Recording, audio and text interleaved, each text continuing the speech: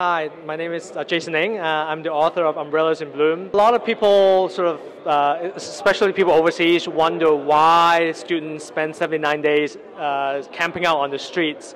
And the answer is twofold. Number one, obviously the short-term cause was the broken promise of universal suffrage in Hong Kong.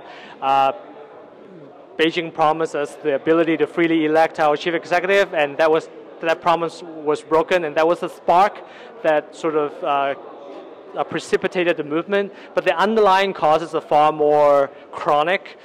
For years, even decades, Hong Kong people have been very, very unhappy about rising property prices, the lack of upward mobility, and income gap, and sort of increasing mainland intervention in Hong Kong, and not to mention the rising tensions between mainland Chinese and local Hong Kong people. So all that has been sort of operating behind the scenes, and the broken promise by Beijing served as a spark that set off the city.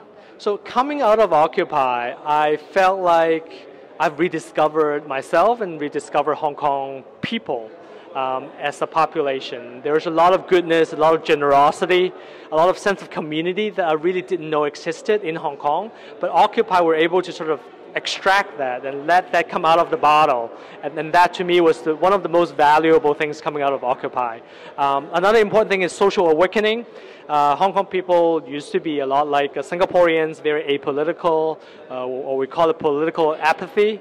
But after Occupy, a lot of young people are now registering to be voters. They are participating, they're paying attention to current affairs, they're watching the news, following the news, and that really wouldn't have happened without Occupy. Through Umbrellas in Bloom, I really want to tell our stories. And the reason why I wrote it in English, not only because I'm an English language writer, but also because I want to tell the overseas audience our story. There's so much wonders and goodness coming out of Occupy that should be celebrated by the overseas readership, and I want to achieve that.